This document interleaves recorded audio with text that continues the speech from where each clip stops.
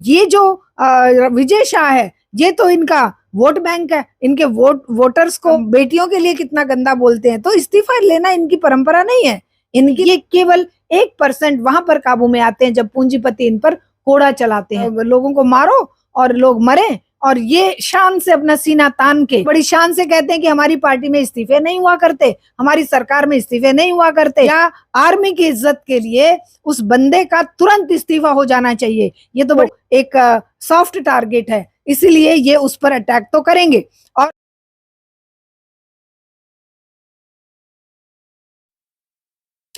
नमस्कार, मैं आपके साथ रितेशना मंगवाना। जहां वह हमारे देश के प्रधानमंत्री मोदी जी बेटी बचाओ बेटी पढ़ाओ का नारा देते हैं, तो वहीं आज हमारी जो देश की बेटी है, वो जाबाज बेटी कर्नल सोफिया कुरैशी की मैं बात कर रही हूँ, जिन्होंने पाकिस्तान पर सर्जिकल स्ट्राइक करके कहीं ना कहीं अपने भारत देश को गौरवान्वित किया है। पर वहीं आज देश की बेटी पर सवाल खड़े कर रहे हैं मोदी जी के कुछ चुनिंदा नेता, जैसे कि विजय शाह, जो कि मध्य प्रदेश से आते हैं और वो कहते हैं कि हमने कहीं ना कहीं सोफिया कुरैशी का इस्तेमाल किया है, क्योंकि जिस तरीके से पहलगाम हम आतंकी हमले में हमारी बेटियों के सिंदूर उजाड़े गए, हमने उनकी ही बेटी की, उनके समाज की बेटी को खड़ा कर कर उनको पर ही जो है प्रहार करवाया। देखिए कितनी ओछी बात जो है विजय शाह कर रहे हैं, पर जिस तरीके से लगातार कर्नल सोफिया कुरैशी और सेना पर आपत्तिजनक बयान दिए जा रहे हैं, तो वही मोदी जी कहीं ना कहीं ये कहते हैं कि हमारी सेना बहुत अच्छी है, हमारी सेना वो करके दिखाती है जो देश की कोई सेना नहीं। तो फिर उनके जो नेता हैं, छुटभैये नेता हैं, वो इस तरीके की आपत्तिजनक बयान क्यों देते हैं? और बात तो ये नहीं रुकती कि इस्तीफे की मांग करने जाओ तो बैठक जरूर बुलाई जाती है मोदी जी की तरफ से, पर बैठक में ये सहमति नहीं बन पाती कि विजय शाह का इस्तीफा लिया जाए। हालांकि सुप्रीम कोर्ट से फटकार जरूर ली जाती है, पर आज देश की वो दुर्गति हो चुकी है कि प्रधानमंत्री मोदी जी के सामने ना तो सुप्रीम कोर्ट की चल रही है और ना ही सेना की इज्जत की जा रही है। तो हमारे साथ इसी मुद्दे पर बातचीत करने के लिए शारदा दीक्षित जी है, जो अपनी बातों को बड़े बेबाकी से रखती है और कहीं ना कहीं जनता के वो मुद्दे उठाती है जो आज जनता अपने मुद्दों को नहीं उठा पा रही है, जो डर जाती है सरकार से कि अगर हमने ये मुद्दा उठा दिया तो कहीं ना कहीं हमारे ऊपर एक्शन ना हो जाए। तो बात करेंगे कर्नल सोफिया कुरैशी पर।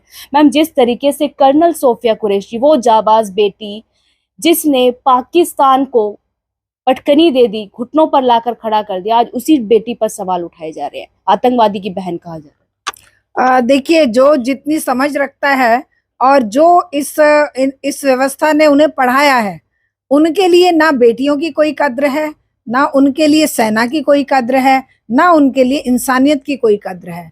इनके लिए केवल कद्र है पैसा और सत्ता और अपनी बादशाहत। तो ऐसी जो घृणित टिप्पणियां, ऐसी जो मतलब सुनकर ही एक दिल में एक दर्द पैदा होता है और घिन आती है ऐसे लोगों के शब्दों से। लेकिन ये इनका मॉडस ऑपरेंडी है, ये इनका कल्चर है, ये इनका तरीका है। आप 8 साल की आसिफा के हत्याकांड से, रेप और हत्याकांड से लेके, जिसमें इन्हीं की पार्टी के कुछ लोग शामिल थे, तिरंगा यात्रा निकाल रहे थे उन रेपिस्टों के समर्थन में, वहां से लेकर चिन्मयानंद का देख लीजिए, राम रहीम का देख लीजिए, आशाराम बापू को भी अब इन्होंने पैरोल पे छोड़ दिया है। अभी ये जो पहलवान बेटियां जो देश के लिए, देश का गौरव है, जैसे हमारी कर्नल सोफिया कुरैशी, जिस तरीके से देश के आन बान और शान को बचाते हुए, इन्होंने अपनी जान की परवाह ना करते हुए हमारे देश को बचाया है और विश्व में एक सम्मान दिलाया है, उनके ऊपर टिप्पणियां करने की बात ले लीजिए। चाहे अंकिता भंडारी को मार कर नदी में बहाने का ले लीजिए, चाहे ये जो गुजरात की बिल्किस बानो के साथ जो हुआ उसे ले लीजिए, कितने गिनाए। चाहे हाथरस वाले कांड को ले लीजिए, कौन कौन सा ऐसा कांड है जो बेटियों के प्रति इन्होंने हमदर्दी और प्यार जताया हो और इन्होंने उन लोगों को सजा दी हो ना। ये उन्हें प्रोटेक्ट करते हैं, क्योंकि अपराध, चाहे वो बीएचयू के गुंडे बदमाश लड़कों ने उन बेटी के साथ रेप करके और वीडियो बनाकर ये किया, और हर रोज नए नए किस्से आपको सुनाई देते हैं, कुछ मीडिया में आ जाते हैं, कुछ दब जाते हैं। अब सोफिया कुरैशी जैसी हमारी एक नायाब बेटी, उसके बराबर कोई हो नहीं सकता, और ये कुछ कुछ और तो कर नहीं सकते, लेकिन जबान से गंदगी जरूर उड़ेल सकते हैं। और वो गंदगी, क्योंकि वो एक अल्पसंख्यक वर्ग से संबंध रखती है, क्योंकि वो बेटी है, क्योंकि वो एक सॉफ्ट टारगेट है, इसीलिए ये उस पर अटैक तो करेंगे। और उसे बचाने के लिए इनके अंदर इतनी ताकत नहीं है कि ये मानवता के लिए, ये बेटियों की सुरक्षा के लिए या आर्मी की इज्जत के लिए उस बंदे का तुरंत इस्तीफा हो जाना चाहिए। ये तो बड़ी शान से कहते हैं कि हमारी पार्टी में इस्तीफे नहीं हुआ करते, हमारी सरकार में इस्तीफे नहीं हुआ करते, चाहे वो बड़े से बड़ा कुकर्म करे, मर्डर करे, चाहे वो रेल मंत्री, चाहे रोज रेल एक्सीडेंट होते रहे हों, चाहे गृह मंत्री के राज में चाहे कितने भी आतंकवादी आकर यहाँ पर हमारे लोगों को सीधे मारकर चले जाएं, कोई इस्तीफा नहीं होगा। और ये जो विजय शाह है, ये तो इनका वोट बैंक है, इनके वोटर्स को जो गुंडागर्दी, बदमाशी और बदतमीजियों के द्वारा दबाकर, डराकर वोट लेने की एक फैक्ट्री है। इसी तरह से ब्रजभूषण से भी इस्तीफा आज तक नहीं हुआ, और इससे भी इस्तीफा कैसे होगा? पार्टी, वो टैनी को देखा था, किसानों पे गाड़ी चढ़ा दी थी उसके बेटे ने, आज तक कुछ हुआ उसका? कुछ नहीं हुआ। मारो मरो, लोगों को मारो और लोग मरे, और ये शान से अपना सीना तान के उसका, चाहे वो मंत्री हैं, चाहे वो सांसद हैं, चाहे वो एमएलए हैं, चाहे वो मुख्यमंत्री हैं, चाहे वो किसी भी तरह की बकवास करें, इस पार्टी का ये चाल चरित्र और चेहरा है। जो ये अपने आप को कहते थे कि पार्टी विद डिफरेंस, अब सचमुच में ये पार्टी विद डिफरेंस है। ये ना बेटियों के सगे हैं, ना ये जनता के सगे हैं। ये केवल 1% वहां पर काबू में आते हैं जब पूंजीपति इन पर कोड़ा चलाते हैं। ट्रंप के खिलाफ बोलने की इनमें हिम्मत नहीं है।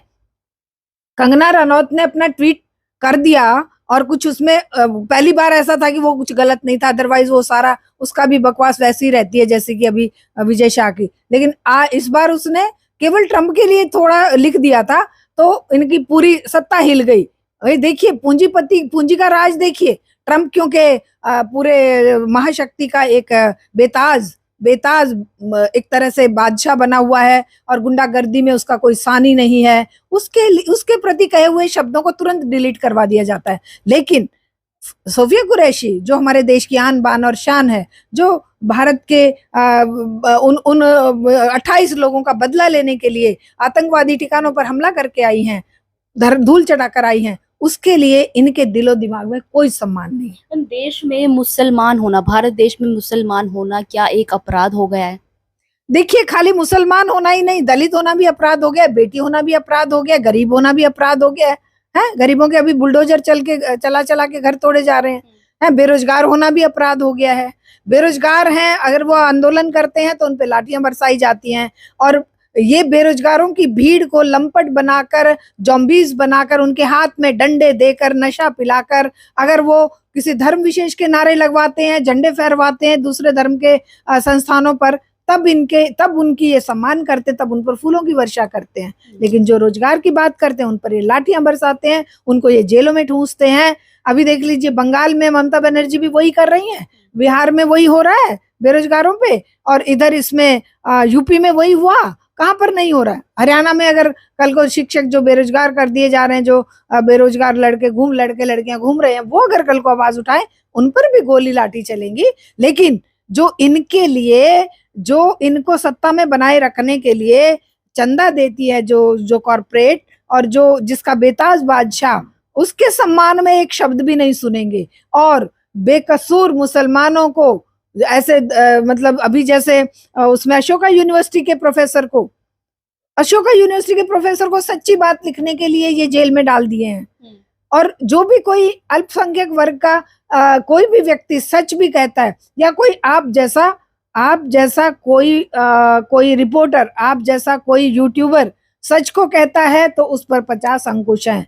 लेकिन अगर कोई गुंडागर्दी के माध्यम से देश के सम्मान को ठेस पहुंचाता है, बेटियों को सम्मान को ठेस पहुंचाता है, हमारी कर्नल के सम्मान को ठेस पहुंचाता है, पहलवान बेटियों के सम्मान को पैरों तले रौंदता है, उन्हें सड़कों पर घसीटा जाता है, तो इनको कोई फर्क नहीं पड़ता। मैम, इतनी देरी क्यों लग रही है विजय शाह के इस्तीफा लेने में?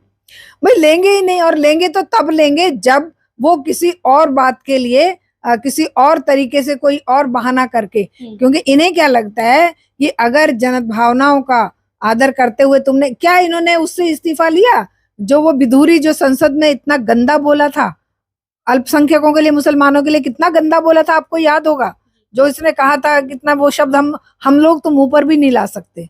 ये दलितों के लिए कितना गंदा बोलते हैं इनके लोग, ये बेटियों के लिए कितना गंदा बोलते हैं। तो इस्तीफा लेना इनकी परंपरा नहीं है। इनकी परंपरा है कमजोर वर्ग को, दबे कुचले वर्ग को, बेटियों को, अल्पसंख्यकों को जितना गंदा बोल सकते हो, जितना लज्जित कर सकते हो, जितना अपमान कर सकते हो, उतना करने के लिए तुम स्वतंत्र हो। आज या आप या मैं कोई एक शब्द भी अगर कोई इनके उसमें कोताही हो जाए इनके सम्मान में, तो ये उसके घर नोटिस भेज देंगे, मुकदमा ठोक देंगे। लेकिन बेटियों का सम्मान पैरों तले रौंदा जाता रहे, अल्पसंख्यकों के सम्मान पर कुल्हाड़ी चलती रहे, घरों पे बुलडोजर चलते रहें, ये कुछ नहीं करने वाले मानवता के दुश्मन आज ये व्यवस्था बन गई है और इसी के लिए हमें खड़ा होना पड़ेगा। चलिए, बहुत बहुत शुक्रिया बातचीत करने के लिए हमारे साथ शारदा दीक्षित जी।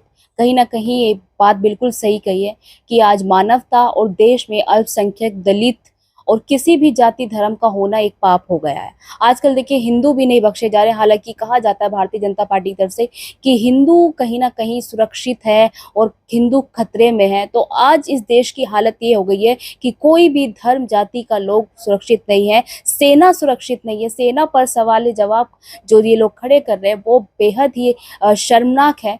पर देखना ये होगा कि विजय शाह का इस्तीफा आखिरकार लिया जाता है या नहीं, या इसी तरीके से गुमराह किया जाता है। मैं आपके साथ रितेश मंगवाना।